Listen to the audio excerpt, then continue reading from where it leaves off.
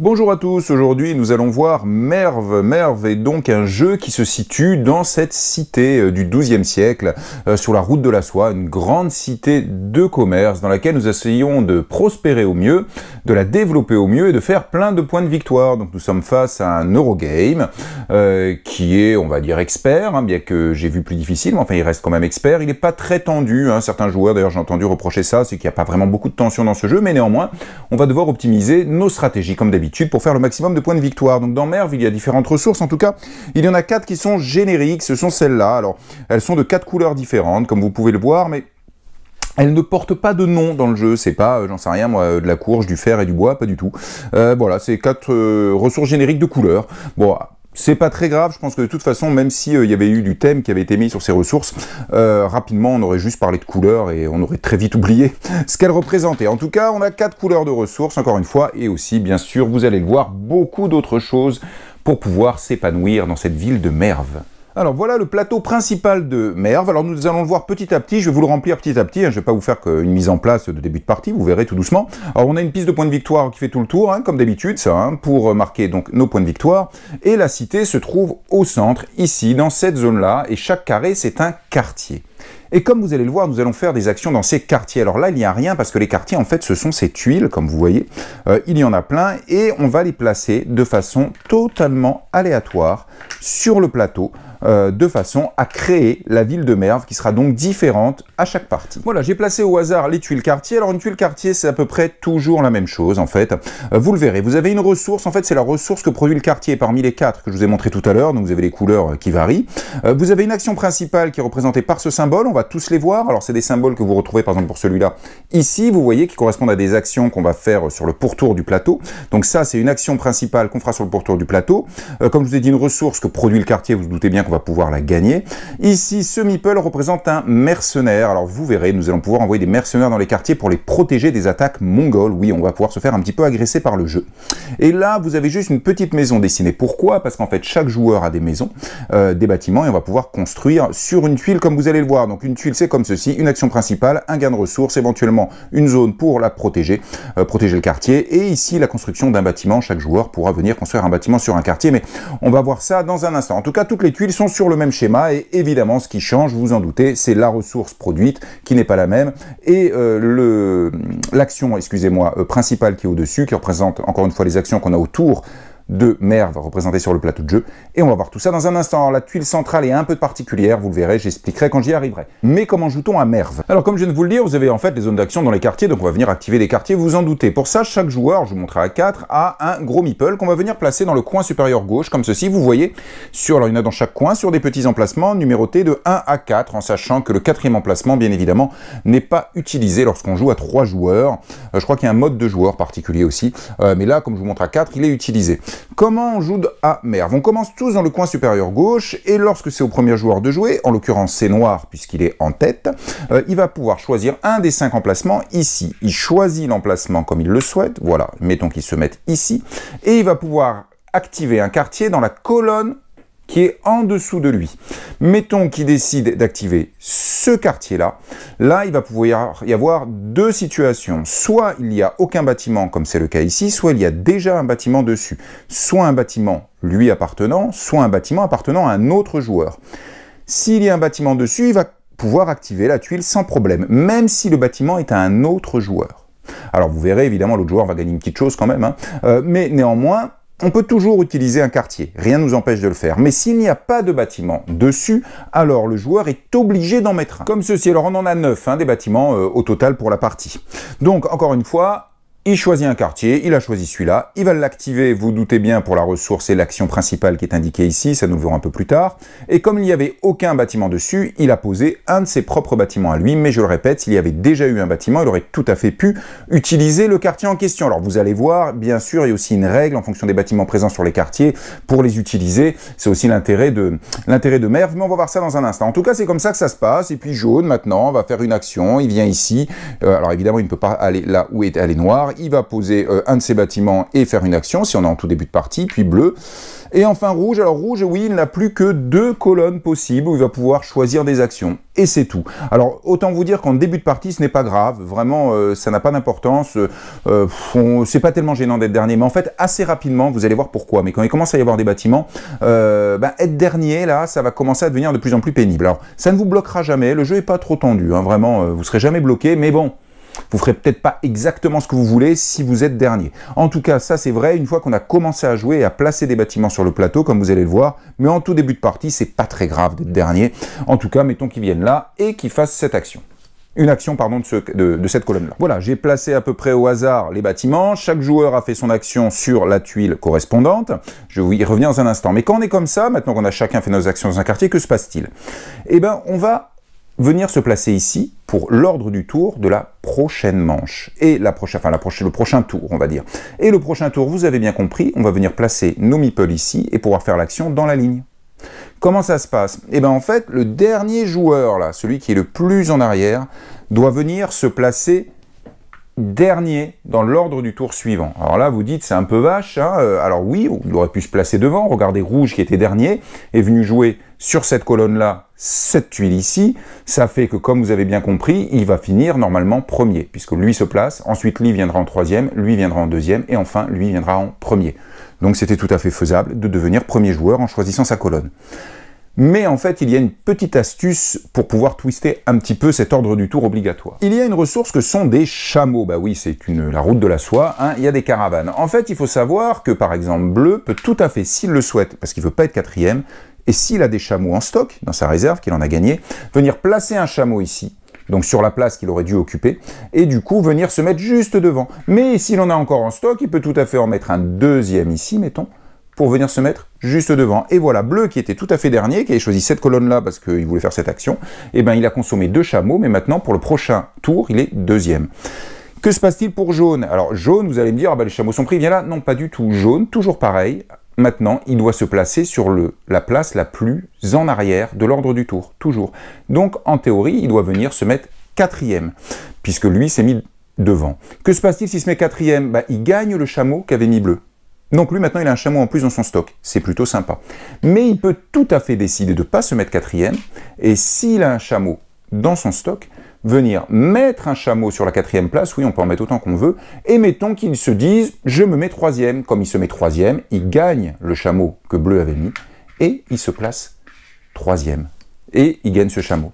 Enfin, noir, eh bien, vous avez bien compris, il doit obligatoirement venir se mettre en quatrième place. S'il veut, il peut mettre un chameau.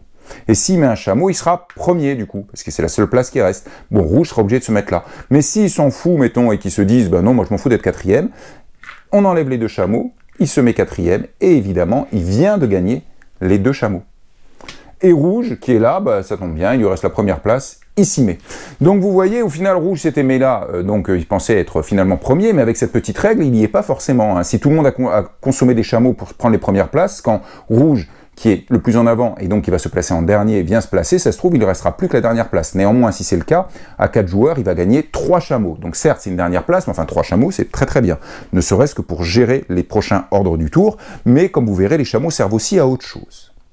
Et donc, comme je vous disais, on reprend l'ordre du tour, donc c'est rouge en premier qui va choisir une ligne cette fois. Il va se mettre ici et choisir une action. Toujours pareil, il peut choisir l'action là où il a déjà un bâtiment et réaliser cette tuile-là s'il le souhaite. S'il y avait des bâtiments d'autres joueurs, il pouvait choisir une tuile où il y avait un autre joueur, il n'y a aucun problème. Ou alors, il peut décider de faire l'action d'une autre tuile. Et ça, c'est beaucoup plus malin. Et pourquoi c'est plus malin? Parce que si, mettons, qu'ils viennent faire, on va dire, cette action-là. Donc, il pose son bâtiment parce qu'il n'y a pas de bâtiment sur la tuile. Et bien, en fait, vous avez 2 bâtiments rouges sur cette ligne. C'est pas pour rien qu'il est venu sur la ligne qui correspond au bâtiment qu'il avait activé tout à l'heure en posant son bâtiment. Hein. Lorsqu'on active une tuile quartier, première chose, on va gagner des ressources. Quelles ressources? La ressource indiquée sur la tuile qu'on vient d'activer, c'est pas extraordinaire. Donc il a activé cette tuile-là, il va gagner une ressource beige. Là.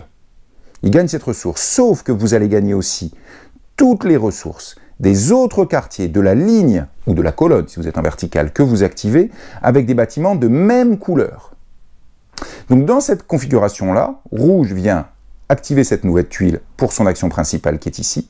Il gagne un cube beige en ressources, mais comme il y a une autre maison rouge sur cette ligne, il gagne en plus un cube violet.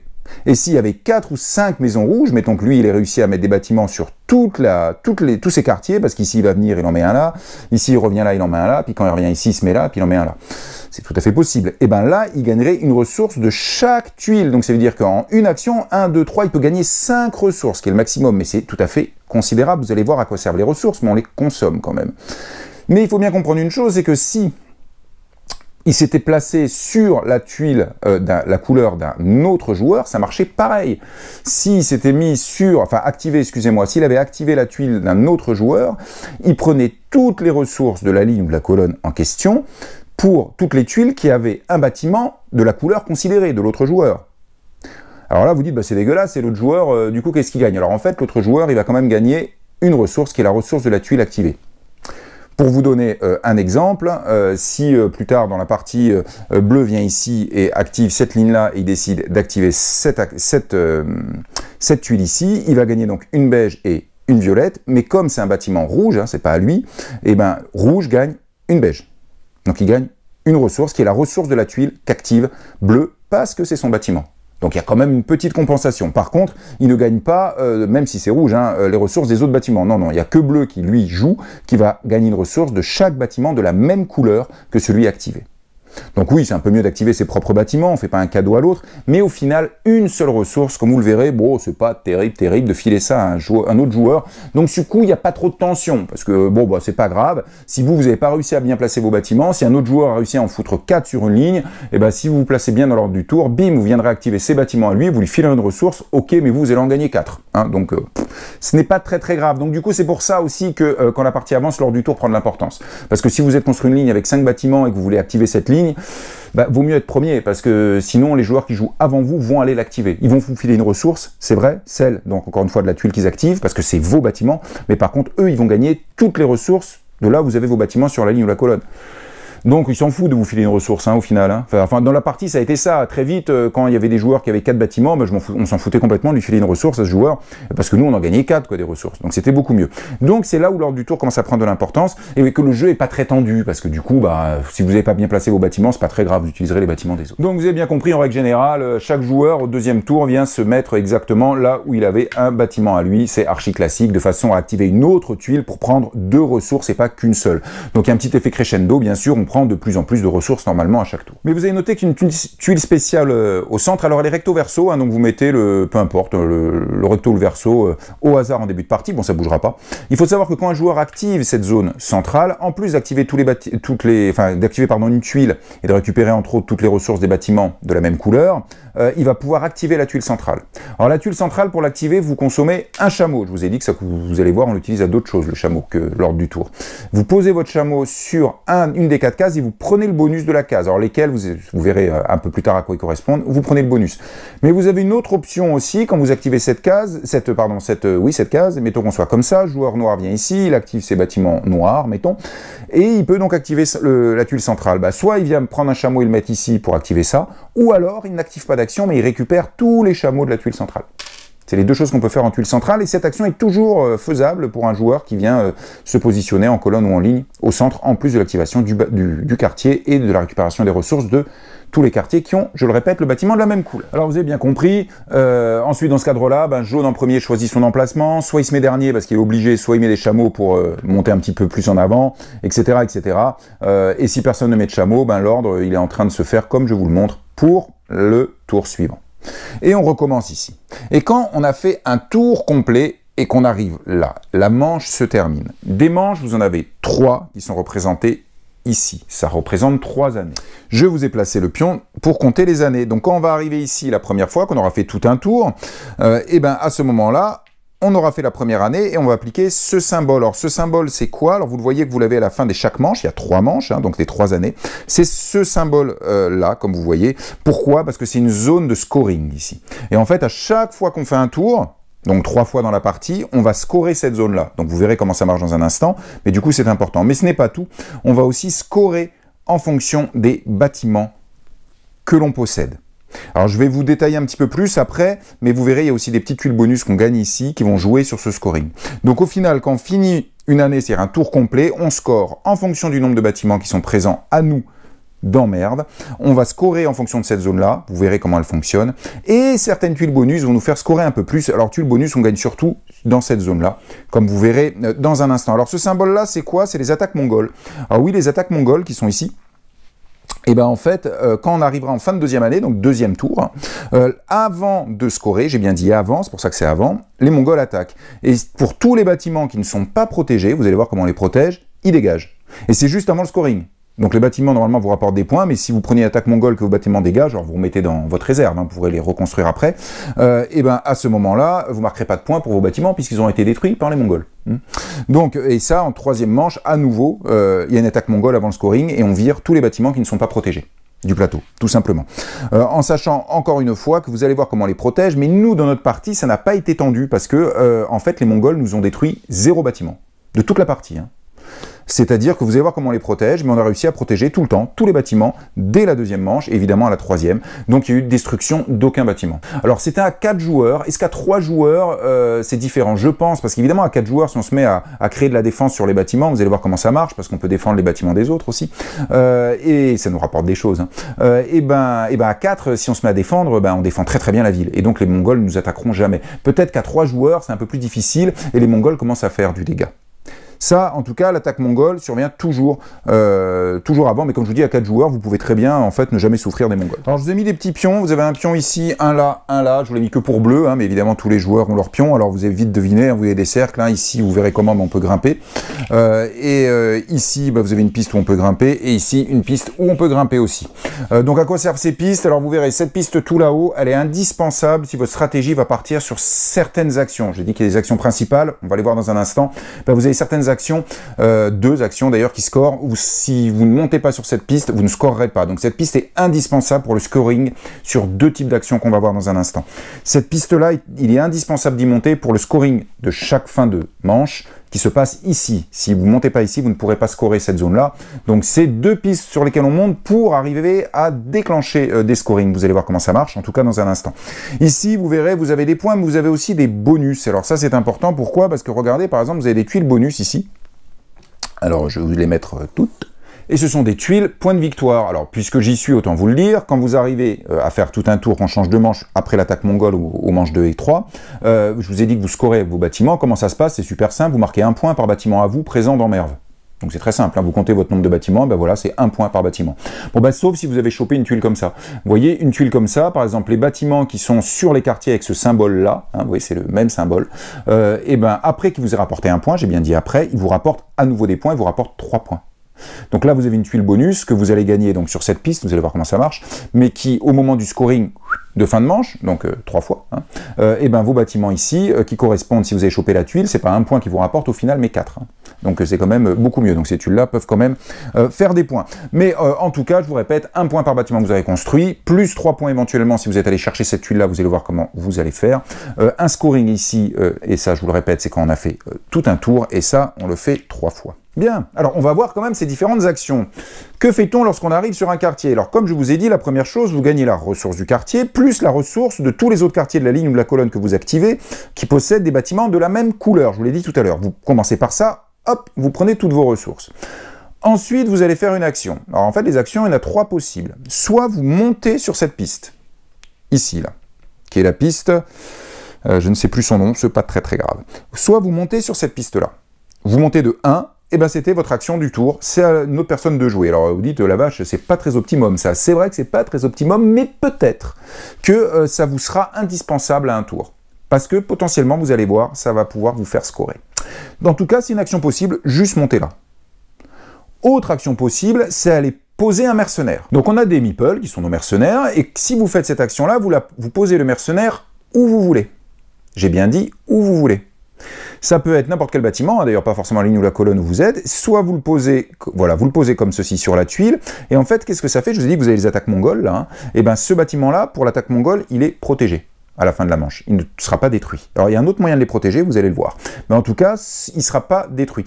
C'est pour protéger ses propres bâtiments, donc c'est bien. Alors c'est pas tout, quand vous protégez un de vos bâtiments, vous gagnez 1 point d'influence là-haut. Ah, à quoi ça sert? Je vous l'ai dit, vous le verrez dans un instant, mais cette piste-là, vous serez obligé de monter pour arriver à scorer sur 2 système de scoring. Alors vous allez choisir vos systèmes de scoring, mais si vous partez sur ces deux-là, dont je ne vous ai pas encore parlé, qui marchent avec des cartes, vous serez obligé de monter là-haut. De toute façon, vous allez monter là-haut. En tout cas, quand vous défendez la cité, c'est comme ça que vous montez en influence. Vous augmentez votre influence sur la cité parce que vous la défendez. Donc il y aura un autre moyen, je le répète, de la défendre, mais vous verrez. Mais vous pouvez tout à fait décider, si c'était rouge qui faisait ça, mettons, hop, rouge qui était là, qui activait ça, de défendre la... Alors du coup, c'est pas du tout avec un pion jaune. Voilà, avec un pion rouge, c'est mieux. Donc vous pouvez choisir de défendre un de vos bâtiments, alors n'importe lequel, je le répète, et là, vous gagnez un point d'influence et il ne subira pas l'attaque mongole, il ne sera pas détruit, mais vous pouvez décider de défendre le bâtiment d'un autre joueur. Alors on me dit, quel est l'intérêt de défendre le bâtiment d'un autre joueur? Lui, il est content, son bâtiment ne sera pas détruit à la prochaine manche, mais du coup, si vous faites ça, c'est pas un point d'influence que vous gagnez, mais 2. Donc vous ne montez pas que de 1, et vous montez de 2 sur cette piste. Ça peut être assez important. En tout cas, c'est la deuxième action que vous pouvez faire quand vous activez une tuile quartier, c'est poser un mercenaire. 1, première action, je monte juste ici, mais c'est pour du scoring. Ou 2, je pose un mercenaire sur le quartier de mon choix, le bâtiment sera protégé à la fin de cette manche pour l'attaque mongole. Si c'est un de mes bâtiments, 1 point d'influence là-haut. Si c'est le bâtiment d'un autre joueur, 2 points d'influence là-haut.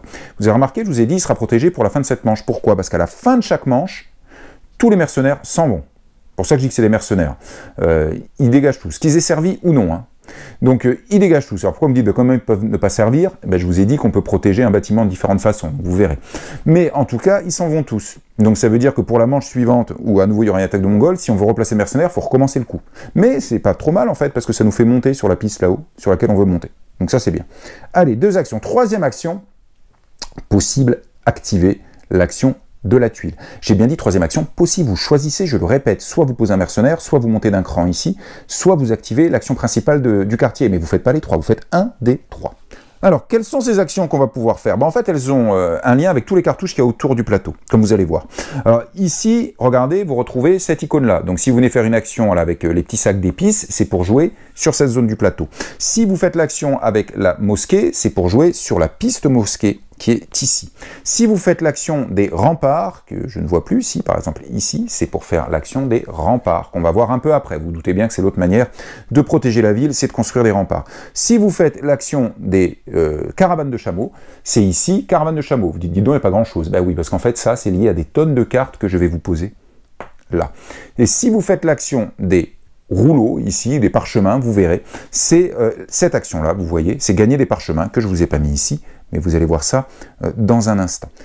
Donc, si vous faites l'action principale, encore une fois, c'est pour mosquée, rempart, les cartes ici, caravane, que vous allez voir dans un instant, poste de commerce, comme vous allez le voir ici, ou bien librairie pour gagner des rouleaux. Vous allez voir les bonus que ça vous apporte. Et vous faites l'action. Il y en a une petite que j'ai oubliée, excusez-moi, que je ne vois pas. Ah oui, si, elle est ici. C'est venir agir ici. En gros, venir préparer le scoring de fin de manche. Je vous ai dit que cette zone-là, c'est un scoring de fin de manche. Et c'est en faisant cette action-là que vous allez préparer votre scoring en fin de manche. Si vous ne faites pas cette action-là, vous ne scorez rien du tout ici, en fin de manche. Alors, commençons par la mosquée. À la limite, c'est la plus simple. Donc, c'est cette action-là, avec le petit dessin mosquée qui correspond à ça. Alors, je vais vous replacer des petites choses, que sur cette piste, il vous manque des choses. J'ai déjà mis ces tuiles-là, mais en fait, il y a déjà un chameau ici, là, à chaque fois. Hop, je vous montre, tac. Tac, voilà, il y a un chameau. Mais il y a d'autres tuiles bonus que je ne vous ai pas montrées. Alors en fait, pour être tout à fait exact, je vous les ai montrées tout à l'heure parce qu'elles dépassaient sur le bord du champ, mais c'est pas très grave. Voilà, donc on a des tuiles comme ceci, qui viennent ici, voilà. Et on a des toutes petites tuiles, là, voilà, tac, qui viennent ici. Alors, comment marche cette piste ? Eh bien, c'est très simple, on va consommer des ressources, lesquelles? Celles qu'on gagne, vous savez, en activant les zones. Eh bien, vous avez des ressources de couleur ici, et à chaque fois, il faut les consommer. Quand c'est à vous de jouer, vous allez pouvoir consommer autant de ressources que vous voulez pour monter d'autant que vous voulez. Alors, dans ce jeu, une règle de base, à chaque fois, vous allez déclencher l'action principale ici, à la place de monter ici, ou de poser un mercenaire. Chaque fois que vous déclenchez l'action principale, vous pouvez la faire autant de fois que vous voulez, tant que vous avez des ressources pour payer. Retenez ça. Donc que ça soit ici, ici, enfin ce que vous voulez, tant que vous avez des ressources, vous payez, puis vous la faites plein de fois. Donc vous pouvez monter, si vous avez plein de ressources, pas mal sur la piste mosquée en un coup. C'est à vous de voir. Alors, vous verrez, ça sert à rien de thésauriser. À rien du tout. C'est-à-dire qu'au début, on n'aura qu'une ressource, hein, bien sûr, on n'a qu'un bâtiment. Utilisez votre ressource tout de suite, vous allez faire l'action. Hein. Donc, c'est plus tard, quand vous allez activer des lignes, des colonnes, où il y aura 3, 4, voire peut-être 5 bâtiments de la même couleur, où là, vous ferez le plein d'un coup pour redépenser tout de suite en déclenchant l'action principale et blam, vous montrez. Mais on ne thésaurise pas les ressources. Donc, encore une fois, qu'est-ce qui se passe? Là, si je dépense cette ressource-là, je vais pouvoir monter. Alors, sur chaque piste, au début, regardez, oh, on gagne un chameau, ça c'est cool. Hop, voilà, j'ai gagné un chameau, hein, ça c'est bien.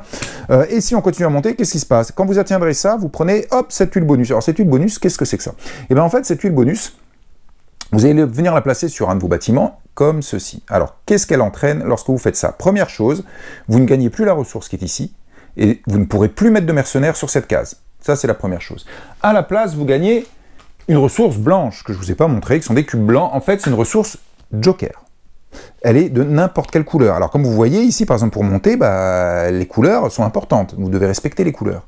Bon si vous avez mis ça et que plus tard dans la partie, vous activez cette tuile-là, vous gagnez une ressource blanche joker que vous pourrez utiliser pour n'importe quelle couleur.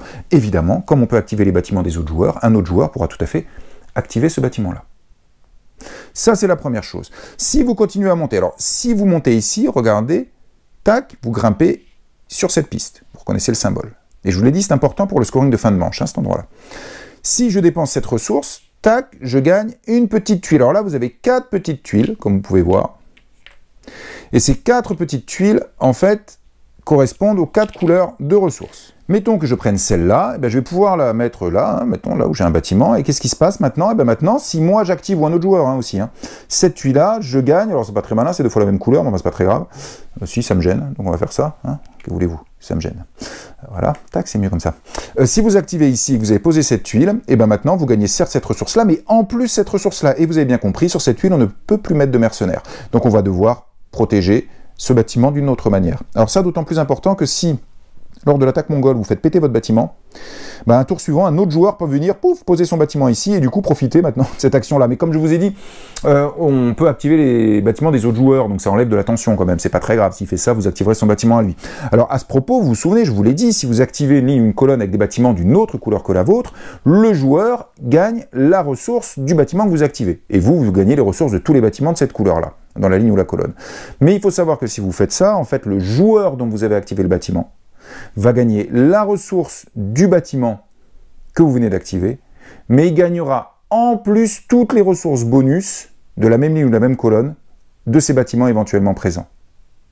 Ça veut dire quoi ça? Ça veut dire que si on était, mettons qu'il y a un bâtiment rouge ici, et qu'à un tour suivant, vous avez jaune qui arrive, comme ça, et qui vient activer. Il active ce bâtiment-là. Bon, parce qu'il veut faire cette action-là. Il faudrait mieux de faire ça, mais tac, on va faire plutôt comme ça. Tac. Jaune arrive, il active ça parce qu'il veut faire cette action-là. Lui, il va gagner la ressource violette, la ressource beige. Ah, génial, il y a un bonus. La ressource violette à nouveau, et une ressource blanche, que c'est 3 rouges. Rouge, en théorie, comme je vous l'ai dit, ne gagne que la ressource de la tuile qui est activée, donc il devrait gagner que violette. Sauf que, il gagne aussi les tuiles bonus qu'il a posées sur les autres bâtiments de sa couleur, de la ligne considérée. Donc dans cette situation-là, jaune gagne donc ça, ça, ça, et ça, faut pas oublier, ça fait 4, tandis que rouge va gagner ça, ça, ça. Oui, alors évidemment, du coup, là, pour rouge, d'avoir placé bien ces petites tuiles bonus, c'est quand même un avantage, ça devient plus tout à fait négligeable, les bonus, les ressources qu'il va gagner quand un autre joueur vient s'y poser. Donc on gagne ces tuiles comme ça, alors vous verrez, on peut en gagner aussi autrement. Mais en tout cas, c'est en montant ici, mais comme je vous ai dit, si joueur bleu démarre d'ici et qu'il avait cette ressource, cette ressource, cette ressource et cette ressource en stock, c'est possible, hein, les 4, hein, il pouvait activer une ligne à 4 et gagner tout ça, avec des bonus éventuellement, et bien il gagne une tuile comme ça d'un coup. Une fois qu'il arrive ici, il faut dépenser 2 ressources à chaque fois pour monter. Quand vous arrivez là, vous montez d'un premier cran et immédiatement, vous prenez une de ces tuiles-là. Vous vous rappelez, c'est des tuiles qui font qu'un bâtiment, lors du scoring quand on arrive ici, c'est plus 1 point de victoire, mais 4. 1 plus le 3 ici. Ici, vous avez compris, vous pouvez placer un mercenaire, donc vous allez monter sur cette piste-là et protéger un bâtiment. Ici, vous allez pouvoir réaliser l'action qui est ici, hein, qui est en fait, celle-ci. Donc de préparer le scoring de fin de manche sans dépenser de cubes. Vous me dites, ah ben on savait pas, vous l'avez pas expliqué. Oui, j'ai pas expliqué ça, mais vous avez bien compris, dès qu'on fait des actions, on consomme des cubes, on consomme des ressources. Donc pour faire l'action, pour préparer le scoring de cette zone-là, évidemment qu'on consomme des ressources, c'est évident. Bon bah là, vous pouvez aller faire cette action-là sans consommer de ressources. Donc si vous montez ici, non seulement vous avez fait l'action mosquée, mais à ce tour-là, vous avez fait aussi cette action-là et ça a été gratuite. En plus, vous marquez un point de victoire tout de suite. Ici, vous montez d'un cran sur cette piste et vous marquez 2 points de victoire tout de suite, donc oui, ça s'additionne. Ici, vous allez faire l'action rempart, dont on parlera dans 2 minutes, qui est là-haut, et elle ne vous coûte pas de cubes, bah, pareil, c'est une action, elle vous coûte des cubes. Bah, c'est bien, ça fait 2 actions en un tour, mosquée plus rempart et celle-là gratos, et 3 points de victoire. Et ici, si vous arrivez là, ça veut dire quoi? Vous prenez tout de suite 4 points de victoire, mais en plus, chaque tuile mosquée où vous auriez un bâtiment, en fin de manche, c'est pas 1 point, mais c'est 1 plus 4 qui vous rapporte. Donc ces tuiles mosquées vous rapportent 5 points. Voilà comment marche cette piste-là, c'est assez simple, et il y a des... Quand on joue la première fois, on se dit « Waouh, c'est quand même super, là, on a tous les bonus, on marque des points ici, on fait des actions gratuites, alors là, 5 points après la fin de chaque manche. » Donc, et en plus, on gagne un chameau au début, donc on va peut-être se dire « Allez, piste mosquée, stratégie mosquée. » En fait, une piste mosquée seule, c'est pas ça qui vous fera gagner. Parce que vous allez voir, on marque beaucoup plus de points ailleurs. Néanmoins, vous pouvez quand même la faire. Hein, mais elle vient, en gros, se rajouter à vos stratégies de points qui sera sans doute ailleurs. Votre stratégie pour optimiser au max vos points sera ailleurs, et celle-là, ce sera du petit bonus qui ne sera pas négligeable. Allez, comme action principale, passons maintenant à ça. Mais avant de vous parler de ça, qui est les routes de commerce, je vous montre 2 cartes, qui sont les cartes contrat. Alors des cartes contrat, il y en a plein. Et vous allez voir pourquoi je vous en parle tout de suite. Donc, une carte contrat, c'est comme ça. En fait, regardez, vous en avez 2 identiques, elles sont vraiment identiques, puis 2 autres identiques. En fait, vous voyez, c'est ce symbole-là qui change. Hein. Et ça, c'est des cartes de niveau 1. Puis après, on a niveau 2 et niveau 3. Et on vient les placer sur le bord, là. Alors, pourquoi je vous ai montré ces cartes contrat? Alors ça, c'est une grosse machine à points, ça par contre, hein, vraiment une grosse. Parce que je vais vous parler de ça. Alors ici, vous allez voir, on va gagner des ressources. Alors, soit des ressources rares de cette couleur-là. Hein. Bon, alors, je les place, peu importe, je vais les placer là, hein, mais normalement, on ne les met pas là, on se les met vraiment à côté, d'ailleurs. Allez, je vais les mettre là-bas. Soit des ressources moins rares, hein, qui sont les bleus, hop, que je vous mets ici à côté. Alors, j'en profite, regardez, vous vous souvenez, les rouleaux ici, en fait, on va pouvoir gagner des rouleaux, vous allez voir comment, et je vous les mets ici aussi. Alors vous allez voir pourquoi tout ça c'est important. Alors ces ressources, alors il faut savoir, comme vous pouvez le voir, que ce soit les ressources rares ou les ressources communes, il y a des symboles dessus différents, alors comme par hasard qui correspondent aux différentes marchandises que vous avez là. Bon, il faut savoir que ce n'est juste pour le thème et que ça soit joli. C'est-à-dire qu'en fait, une marchandise bleue là, c'est une marchandise bleue. On se fout complètement du dessin qu'il y a dessus. Hein. De même qu'une marchandise marron, c'est une marchandise marron. Peu importe le dessin qu'il y a dessus, on s'en fout. Et bon, les rouleaux, c'est des rouleaux. Alors même les rouleaux, regardez, il y a 2 types d'écriture différentes, mais pareil, on s'en fout. Un rouleau, c'est un rouleau. Ça n'a pas d'importance, la façon dont il est dessiné. Pourquoi je vous montre ces cartes contrat? Parce qu'en fait, ces cartes contrat, vous allez pouvoir les faire quand vous voulez à votre tour. N'importe quel moment. Alors vous avez niveau 1, niveau 2, niveau 3, il faut savoir qu'il y en a plusieurs à chaque fois, et à chaque fois, c'est rigoureusement les mêmes, ces 2 cartes, sauf en ce qui concerne les points de victoire qu'elles vous apportent. Celle-là c'est 5, celle-là c'est 3. Et évidemment, on met le plus haut point de victoire en premier. De même, les niveaux 2, comme vous allez voir, là c'est 3 fois les mêmes, sauf que là c'est 8, 6, 4 points de victoire. Et vous avez bien compris, sur les niveaux 3, on est sur le même système, c'est des cartes tout à fait similaires, sauf que c'est 12, 10, 8, 6 points de victoire. Donc, en fait, quand on va faire ces contrats, moi si je fais celui-là, un autre joueur va pouvoir le faire puisqu'il en reste un. Mais il marquera que 3 points de victoire, quand moi j'en aurais marqué 5 en faisant ce contrat. Ça, c'est la première chose. Alors, comme je vous ai dit, la seule différence là, c'est 2 cartes niveau 1. Les points, c'est la même chose. Hein. Par contre, vous voyez, ce petit symbole-là n'est pas le même. Là, les cartes niveau 2, c'est les mêmes points, mais le petit symbole n'est pas le même. Alors que ici, vous voyez, c'est la même chose qui est demandée hein, pour les niveaux 1. Pour les niveaux 2, c'est la même chose. Pour les niveaux 3, c'est la même chose. C'est ce petit symbole seulement qui différencie. Les points de victoire sont les mêmes. Comment est-ce qu'on peut faire un contrat? Alors, il faut bien comprendre une chose, c'est qu'on va donc gagner ce genre de ressources-là ici, hein, et c'est pour ça que je vous en parle maintenant, et on va aussi donc gagner des rouleaux. Et les rouleaux, on va les gagner ici, je vais vous expliquer ces 2 actions-là. Donc ces 2 actions-là, en fait, vont aboutir à gagner des rouleaux et gagner ça. Mais je vous montre les cartes contrat parce que c'est là que ça sert. En fait, lorsque vous avez gagné des rouleaux ou des cartes ou des ressources comme ça, vous allez pouvoir dire « Ah, je peux faire une carte contrat ». Mais ça, c'est pas une action. À votre tour. Mettons qu'à votre tour, vous ayez 2 rouleaux et puis une ressource comme ça que vous avez gagné dans ces 2 zones-là que je vais expliquer. Vous pouvez dire tout de suite, hop, hop, hop, j'ai fait une carte contrat, c'est celle-là qui m'intéresse, je la prends. Alors, ça veut dire quoi? Ça veut dire que pour faire une carte contrat, vous devez toujours payer une ressource, quoi que vous fassiez, vous payez des ressources. Alors, peu importe la couleur, hein, vous payez une ressource. Ensuite, il vous faut 2 rouleaux, ça tombe bien, je les ai, et une ressource, alors soit bleu, soit marron, hein, on s'en fout, mais il vous faut une ressource. Et qu'est-ce que vous gagnez? Les points de victoire indiqués ici tout de suite, donc 5 points de victoire. L'action indiquée ici, là, c'est de placer donc un mercenaire et monter en influence là-haut. Et ça, c'est quoi? Eh bien, c'est que pour pouvoir faire ce contrat, non seulement il faut payer un cube et avoir ses ressources, mais il est indispensable d'avoir atteint le premier niveau ici sur la piste influence. Et oui, et si vous voulez faire des cartes de niveau 2, il faudra avoir atteint le deuxième niveau ici. Et si vous voulez faire des cartes de niveau 3, il faudra avoir atteint le troisième niveau ici sur la piste d'influence, ce qui représente 1, 2, 3, 4, 5, 6, 7, 8, 9, 10 montées. Et donc déjà, vous voyez pourquoi vous montez là-haut, c'est que si vous ne montez pas sur la piste d'influence, c'est-à-dire que si vous ne défendez pas la cité avec des mercenaires ou, comme vous le verrez avec des remparts, vous ne serez pas monté, vous n'aurez pas le droit de faire de contrat. Même si vous avez tout ce qu'il faut ici, il faut être monté suffisamment. Donc on va monter, parce que les contrats, ça score. Donc là, vous pouvez faire un mercenaire. Bon, cette carte-là, niveau 1, c'est exactement la même chose, sauf qu'au lieu de placer un mercenaire, vous montez sur cette piste-là. Les niveaux 2, je vais vite, parce que après, c'est toujours la même chose, donc il faut être niveau 2 en influence. Et là, il faut une ressource de chaque, comme ceci. Ah, mais on les gagne où? Je vous l'ai dit, ici, on y arrive, donc il faudra d'abord faire ici, avant de faire un contrat. Un parchemin, je vous l'ai dit, on les gagne où? Ici. Ah oui, il faudra aussi faire ici, avant de faire un contrat. Dépenser une ressource, je place un mercenaire, je gagne 8 points de victoire, en tout cas pour la première. La deuxième identique, c'est 6. Je vous ai dit que ça diminuait. Là, c'est à nouveau pareil, c'est les mêmes ressources à fournir, mais on monte ici. Et enfin, pour les niveaux 3, vous voyez, fournir 3 ressources comme ça, donc il faut beaucoup venir là. Une rare, une basique, et puis une de ce qu'on veut, plus une ressource, bien sûr, alors c'est pas tout à fait de ressources, marchandise, excusez-moi, une marchandise rare, une marchandise basique et une que l'on veut, plus une ressource. On gagne immédiatement, alors là, c'est 12 points de victoire quand même, ça rigole pas. Toujours le même bonus qu'on va pouvoir déclencher, mais il faudra être monté au moins ici. Alors cette piste a un autre intérêt, vous allez voir avec d'autres cartes, c'est ces petits symboles-là. Mais en plus, quand vous arrivez en haut, en haut de la piste, vous marquez 1 point, 2 points, 3 points, 4 points de victoire. Donc c'est pas négligeable, 4, 5, 6, 7, 8, 9, 10 points de victoire si vous montez jusqu'en haut, au final. Et si vous continuez à monter, ça vous fait monter ici plutôt que là-haut. Et d'ailleurs, cette piste-là, si vous continuez à monter quand vous êtes arrivé là, vous montez sur l'autre piste aussi. Et pareil, vous voyez cette piste-là, tant que j'y suis, je peux vous le dire, 1 point de victoire, 2, 3, 4 à chaque fois que vous arrivez à ces niveaux-là. Des points de victoire qui sont immédiats. Dans ma partie, j'ai fini deuxième sur 4 joueurs, j'ai beaucoup joué les contrats. Et vers la fin, notamment, j'ai fait 2 contrats niveau 3 d'un coup qui m'ont rapporté 22 points en un tour.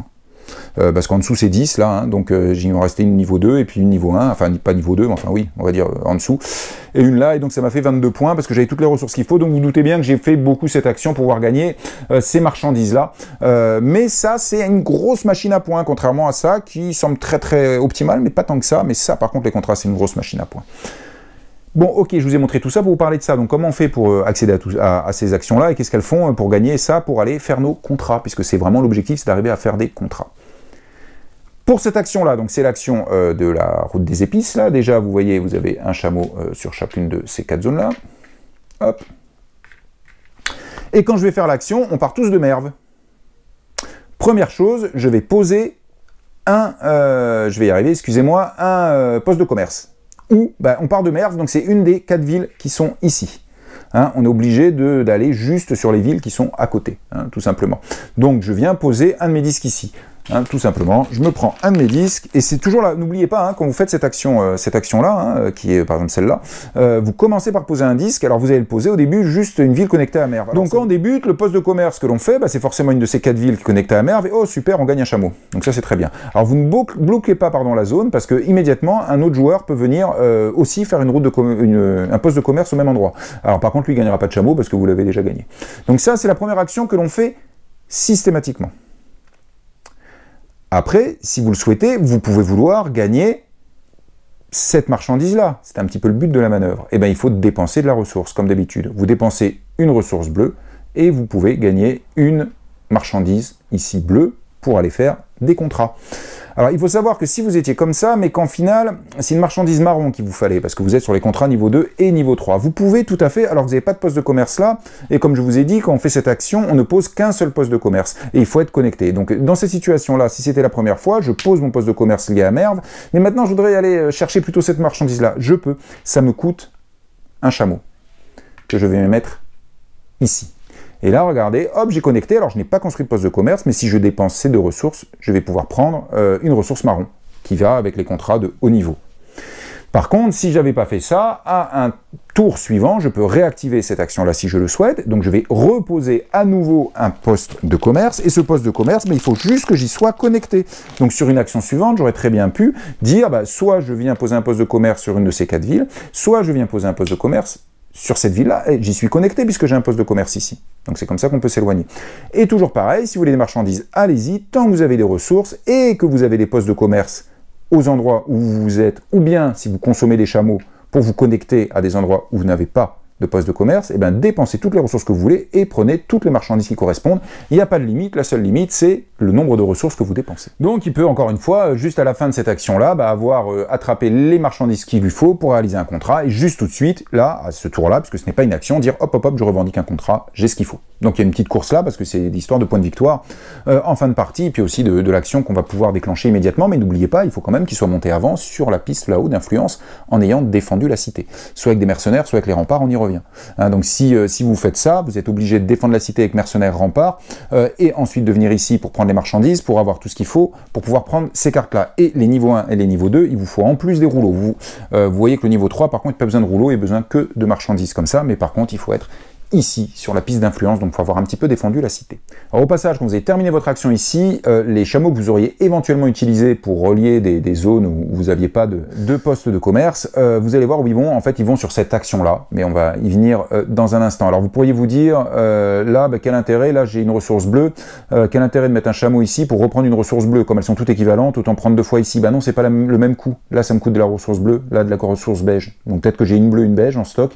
Bah du coup, avec ma bleue, j'achète une marchandise bleue, mais comme j'ai une beige, je suis obligé de mettre un chameau pour pouvoir ici venir consommer un chameau et pouvoir acheter une autre marchandise bleue de façon avec mon cube beige, pardon, hein, tout simplement. Donc ça, vous verrez, je vous l'expliquerai après, mais les chameaux qui ont été utilisés sur les routes, ils vont là-bas. Mais vous avez vu les premiers contrats, regardez, il faut des rouleaux comme ça. Comment on les acquiert? Je vous ai dit, c'est cette action-là, ici par exemple, cette action-là, là. Et bien cette action, c'est très simple. Vous défaussez une ressource de la couleur que vous voulez, vous prenez un rouleau. Vous défaussez deux ressources différentes, vous prenez 2 rouleaux, 3 ressources différentes, 3 rouleaux, 4 ressources différentes, 4 rouleaux comme d'habitude, hein, dès qu'on veut faire un truc, on claque des ressources. Donc en fonction du nombre de ressources différentes, n'oubliez pas, il faut qu'elles soient différentes. Donc, en fonction du nombre de ressources différentes que vous dépensez, vous allez gagner plus ou moins de rouleaux. Donc ça, c'est bien parce que vous les posez sur vos cartes, là, c'est pour faire vos contrats, donc vous pouvez avoir pris ça à une manche précédente, puis là maintenant, hop, j'ai les rouleaux top, j'ai fait un de ces contrats-là, si vous êtes suffisamment haut en influence, bien évidemment. Mais en plus, quand vous avez des rouleaux, ça vous fait faire des découvertes, avec les tuiles qui sont là, que je ne vous ai pas encore mises. Voilà. Et comment ça se passe? Si vous avez gagné votre deuxième rouleau, que ce soit en plusieurs manches ou une seule manche, hein, parce que si vous avez dépensé 2 ressources différentes, vous avez 2 rouleaux, immédiatement vous avez le droit à une découverte à 2 rouleaux. Et donc je la retourne et puis je choisis. Alors là c'est toujours pareil, ce sont les différentes actions là du plateau que vous pourrez faire en consommant une ressource de moins. Une seule fois à votre tour, hein. Après vous le tapez, hein. Vous pouvez pas faire ça. Donc une ressource de moins. Pourquoi je dis une seule fois? Je vous rappelle que chaque action peut la faire autant de fois qu'on veut tant qu'on a des ressources. Donc par exemple la mosquée, si vous montez de plusieurs niveaux, la réduction de 1 cube ressource marche pour toute votre montée, pas juste pour un cran. Hein. Et c'est pareil pour toutes les autres actions. Hein. Là, ça vous permet d'avoir une marchandise, une réduction de 1 cube pour tous vos achats de marchandises à cette action-là. En tout cas, dès que vous avez les rouleaux, d'une part, ils vous permettront de faire les contrats, mais en plus, immédiatement, vous prenez une découverte de rouleaux. Et à un moment, quand vous aurez 4 rouleaux, vous prenez ça et vous en choisissez une. Alors ça, c'est quoi? C'est toujours la même chose. Vous avez un des cubes de couleur qui devient un cube joker, comme le blanc. Donc c'est quand même très très fort.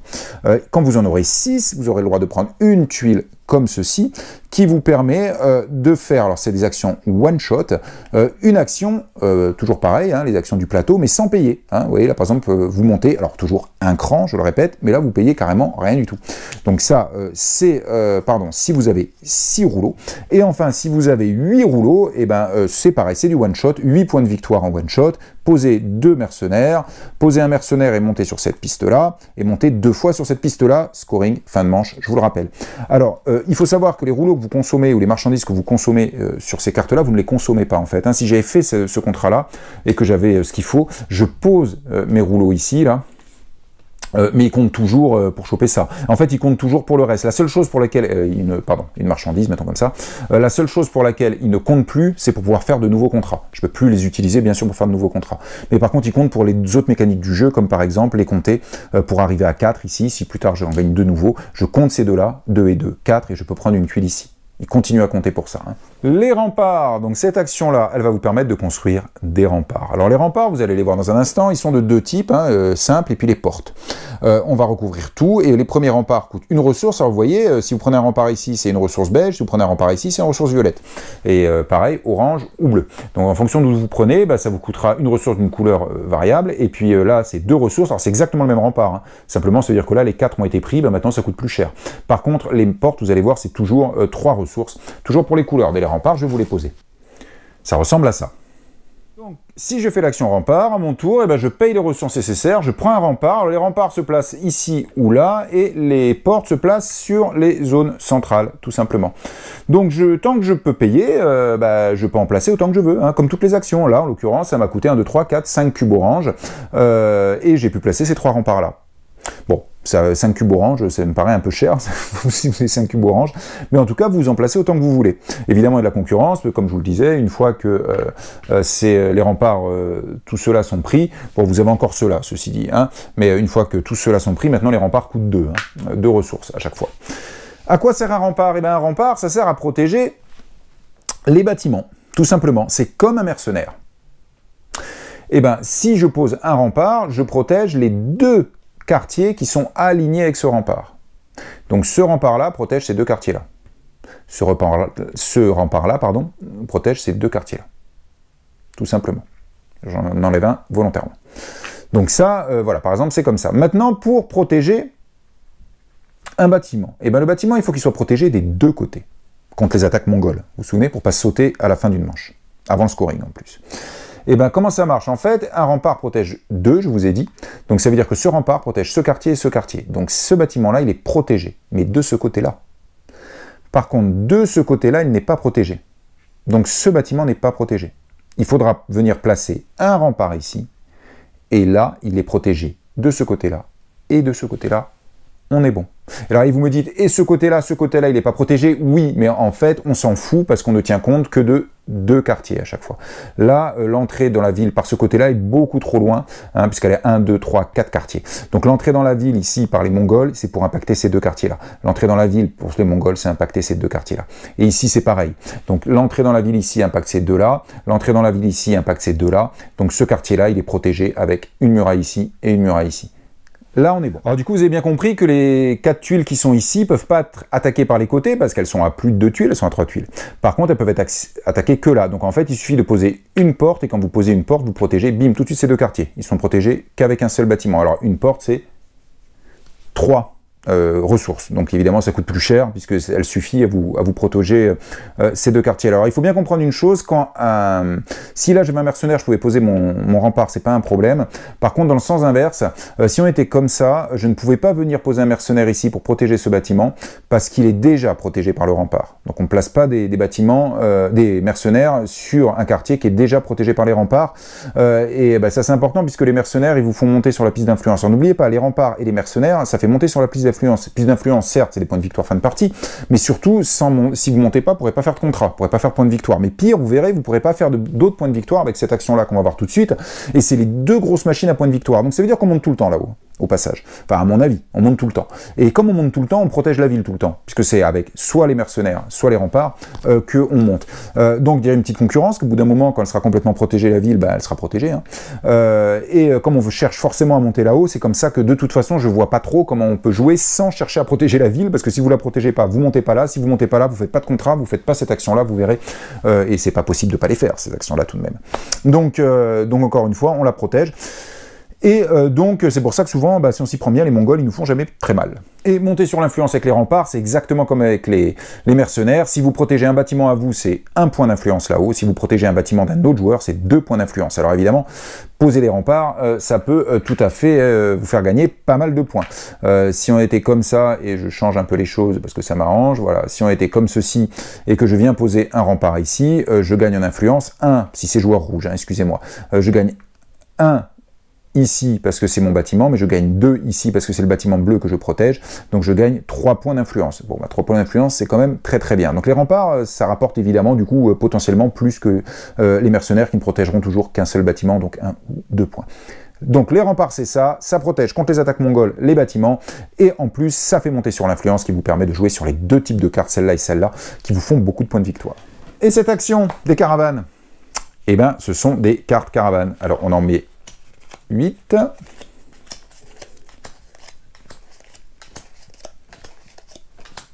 Et je mets un tas ici. Et en début de partie, on met des chameaux sur les 4 les plus éloignés du tas, comme je suis en train de vous le faire. Voilà.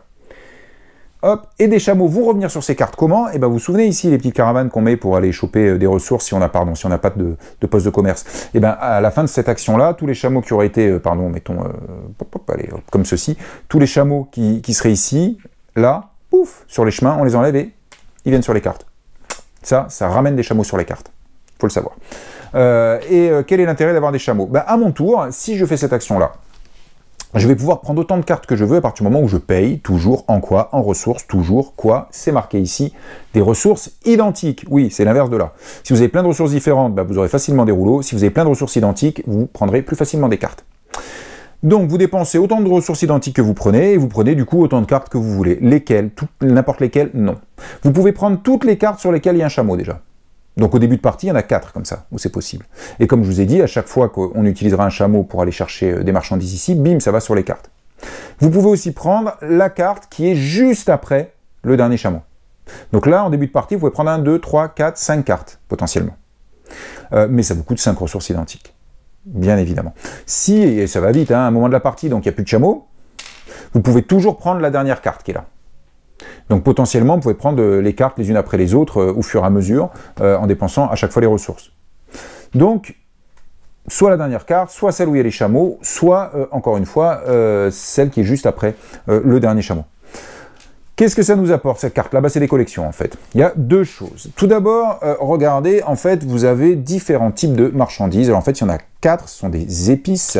Donc, vous en avez 1, 2, 3, en plus, elles sont toutes les 4 là, donc ça, c'est très bien. Voilà. Vous avez 4 types d'épices différentes. Vous avez le genièvre, la cannelle, le poivre et le gingembre. Il faut savoir déjà que quand vous allez les avoir, je vous dis que vous allez faire des collections. Pourquoi? Parce que regardez, en fin de partie, c'est le seul scoring de fin de partie. En fin de partie, vous allez faire des collections et en fonction du nombre de cartes différentes que vous avez dans chacune de vos collections, vous marquerez 1, 3, 6 ou 10 points de victoire. Donc si vous avez une collection avec 4 épices différentes, et ben ce petit tas-là vous fait 10 points de victoire en fin de partie. Et si vous en avez un autre tas à côté avec 2 épices différentes, et ben celui-là vous fait 3 points de victoire en fin de partie. Donc ce sont des collections. Attention, vous ne pouvez pas avoir comme ça plein d'épices différentes facilement. Non, en début de partie, vous n'avez le droit d'avoir qu'un seul type d'épices en stock dans vos caravanes. Donc la première carte que vous prenez en début de partie, ben, vous êtes limité à cette épice-là. Stop. Ça, c'est un peu rude. Comment on fait pour faire des collections? Eh bien, il faut monter là-haut. Encore la piste d'influence. Cette piste d'influence, je vous l'ai dit, qui vous sert pour pouvoir prendre ces cartes-là. Mais regardez, 2 différentes, 3 différentes, 4 différentes. Si vous montez ici, maintenant, vous avez le droit à 2 types d'épices différentes. Et potentiellement, en fin de partie, vous pourrez faire des collections donc qui vous rapportent 3 points, puisque vous ne pouvez pas faire, puisque ça sera à chaque fois que ces 2 types-là d'épices que vous aurez. Donc, si vous voulez faire jouer ces cartes-là, évidemment, vous allez monter ici pour pouvoir avoir les 4 types d'épices et faire des collections qui vous rapportent potentiellement 10 points de victoire. C'est certain. Alors ça tombe bien, si vous faites ça, en plus ici, vous allez pouvoir prendre n'importe quel contrat si vous le payez. Alors, vous pouvez faire un peu de deux, vous ferez peut-être sans doute pas les deux, hein. Vous ferez plutôt soit ça, alors peut-être un petit peu de ça, puis quasiment que ça, ou 1 ou 2 contrats, puis beaucoup de ça. Mais vous ne ferez pas les deux à fond. Mais en tout cas, que vous choisissiez ça ou ça, bah, vous allez monter sur votre piste d'influence. Et donc vous allez protéger forcément la cité, donc moins d'attaques mongoles. Et ça, c'est un peu obligatoire à mon avis. Autre petite chose quand même, regardez les petits dessins qu'il y a ici. À partir du moment où vous avez 2 cartes identiques, vous prenez immédiatement le bonus. 2 gingembre, vous placez un mercenaire. 2 poivres, vous prenez immédiatement une tuile comme ça là, hein, et vous la posez comme ceci sur un de vos bâtiments là pour gagner une ressource joker à la place de la ressource indiquée. 2 cannelle, vous prenez immédiatement un cube que vous mettez dans votre réserve, ressource joker. Et enfin 2 genièvre, vous montez immédiatement sur cette piste là. Tout simplement. Donc ce sont des collections de cartes que l'on va faire pour des points de victoire fin de partie, et éventuellement des bonus si vous avez 2 cartes identiques. Collection cartes différentes, bonus, cartes identiques. On se retrouve avec des bonus qu'on peut choper ici ou qu'on peut choper ici, encore une fois. Et il faut monter là-haut, comme je vous l'ai dit, donc défendre et donc éviter les Mongols pour pouvoir les prendre, comme je viens de vous l'expliquer. Juste une chose, bien évidemment, si vous prenez des cartes, excusez-moi, qui ont des chameaux dessus, vous gagnez les chameaux. Donc c'est quand même pas mal, parce qu'en début de partie, c'est comme ça. Hein. Donc si vous avez 4 ressources identiques, vous allez prendre potentiellement ces 4 cartes-là, et vous gagnez 4 chameaux. Alors, il faut savoir une chose, c'est que vous pouvez toujours, si, mettons, on est comme ça, voilà, en cours de partie, mettons qu'on est comme ça, et que c'est cette carte-là qui vous intéresse, que vous voulez à tout prix la cannelle. Bon, là, il y en a, mais enfin, peu importe. Vous voulez cette carte-là. Et vous avez le droit de prendre soit les cartes sur lesquelles il y a les chameaux, soit celle juste après, en partant d'ici. Hein. Donc, vous ne pouvez pas prendre celle-là. Vous n'avez pas le droit. Mais vous avez le droit, si vous avez des chameaux en réserve, de venir placer un chameau, alors sur la carte qui n'a pas de chameau, qui est le plus vers là, pour pouvoir prendre celle-là. Donc j'aurai le droit aussi de faire ça, hop, de venir poser un chameau en réserve pour prendre celle-là. Vous pouvez. Alors évidemment, du coup, le petit copain qui passe derrière, il va ramasser des chameaux hein, aussi. Mais en tout cas, vous pouvez rajouter des chameaux pour aller prendre des cartes qui sont un petit peu plus éloignées, auxquelles vous n'avez pas accès quand vous avez la configuration du début de votre action. Et cette action-là, dont je ne vous ai pas parlé, et c'est volontaire, donc qui est celle-ci. Que se passe-t-il si je fais cette action-là, c'est-à-dire ça? Eh bien, si je fais cette action-là, je vais aller pouvoir poser un meeple, enfin un d'ailleurs autant qu'on veut, comme d'habitude, dans un de ces 4 cartouches. Combien ça me coûte de poser des meeples? Eh bien, quand je viens poser un meeple dans ce cartouche-là, regardez, c'est cette ressource-là que ça me coûte, c'est-à-dire des oranges. Ici, ça me coûte des beiges, ici, ça me coûte des bleus, et ici, ça me coûte des violettes.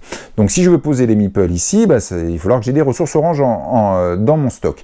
En sachant qu'il n'y a que 3 places par cartouche. Hein, donc, il n'y aura pas plus de 3 personnes, et ça peut être 3 fois le même joueur, hein, il n'y a absolument aucun problème. Mais en tout cas, il n'y aura que 3 places. Lorsqu'on y vient en premier, regardez, en plus, il y a ce petit symbole là pour chacun. Donc, on monte sur cette piste à chaque fois qu'on y arrive en premier. Les autres ne monteront pas.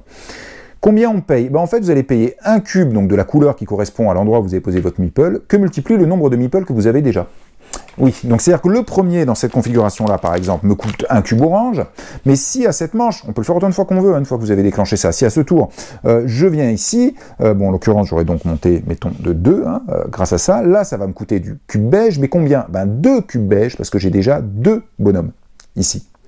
Au palais, c'est le palais ça en l'occurrence. Et si je viens dans un tour suivant poser un 3e ou que ce soit, je payerai la ressource indiquée, mais j'en payerai 3, et ainsi de suite. Donc on paye de plus en plus cher au fur et à mesure, on met de plus en plus de bonhommes. Et ça sert à quoi? Eh ben c'est pour le scoring de fin de manche. C'est très simple. Lorsqu'on va arriver en fin de manche, donc ça je le répète, c'est cette action-là, hein. C'est venir placer ces meeples, et comme toujours, je le répète, vous en placez autant que vous voulez, faites autant de fois l'action, tant que vous pouvez payer en ressources.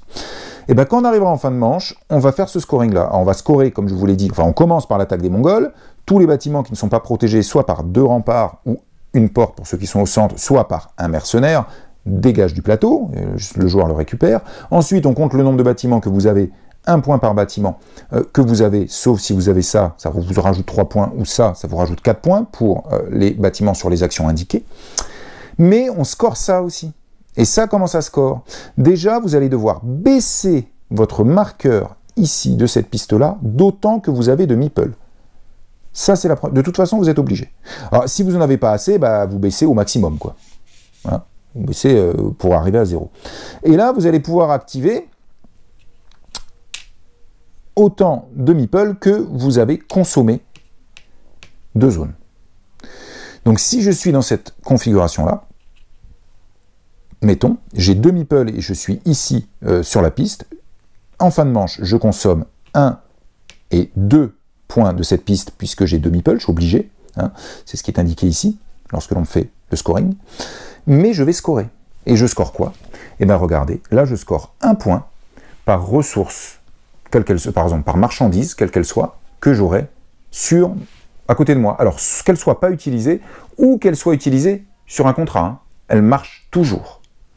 Donc ça peut aller fort. Moi qui ai joué beaucoup les contrats, à la fin, le meeple, il me rapportait, j'en avais 9 des marchandises, ben, il me rapportait 9 points, donc quand même pas négligeable. Et oui, si vous en aviez 2 comme ça, c'est 9 x 2, 18 points, si vous aviez 9 marchandises. Ici, c'est 1 point par niveau de mosquée que vous avez passé.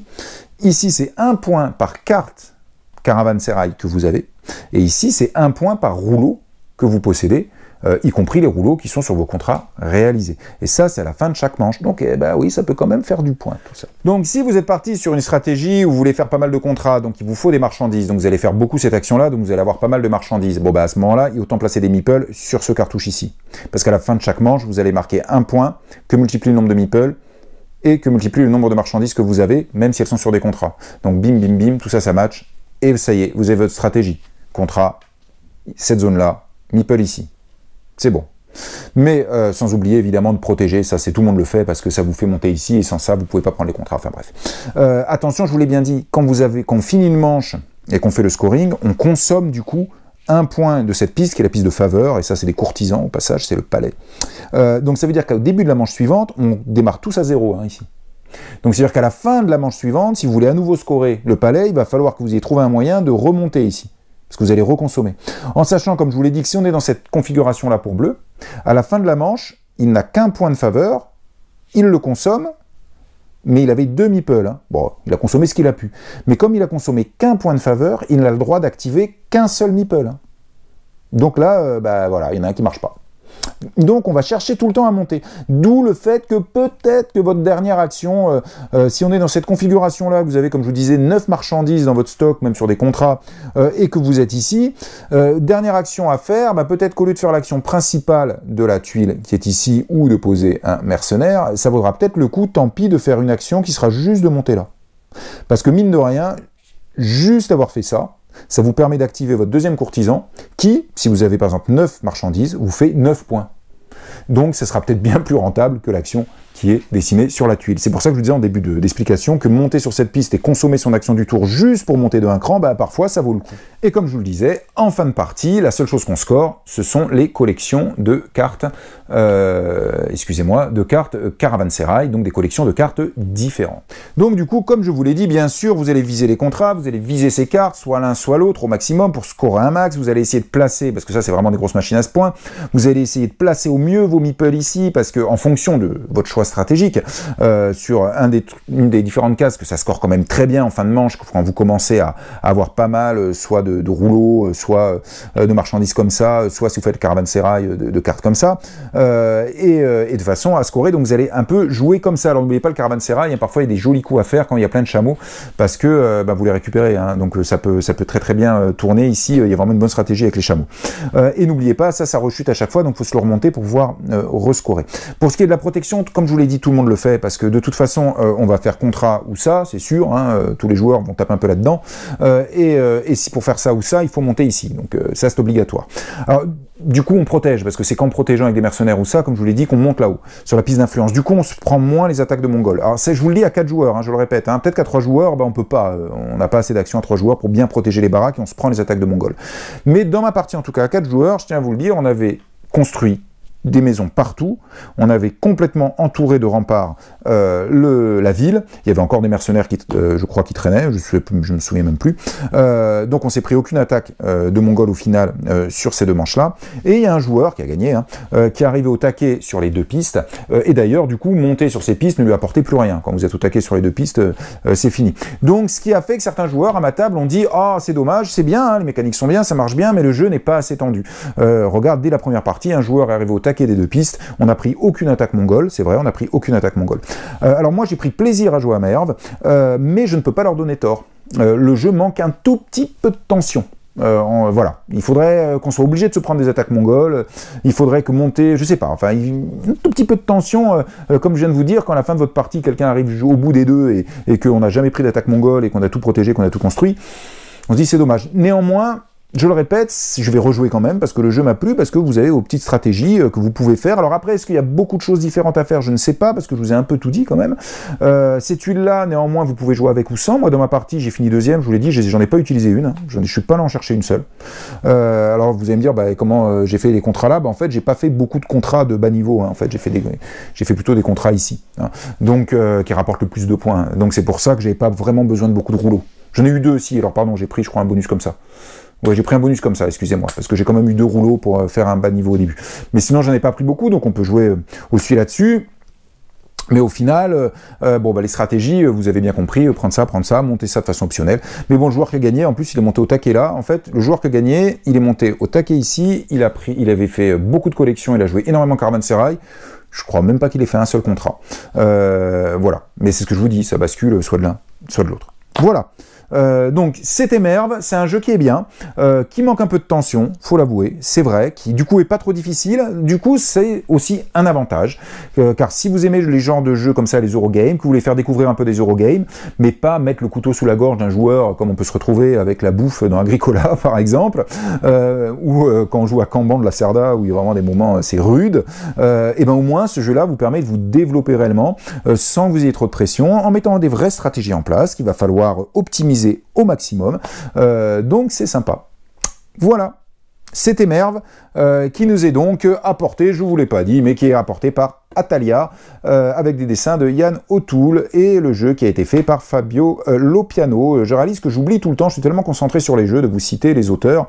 L'éditeur, généralement, j'oublie pas, mais c'est pas bien du tout de ma part. Dorénavant, je ferai attention de citer les auteurs, parce que c'est quand même eux qui nous font des jeux. Voilà, bon jeu!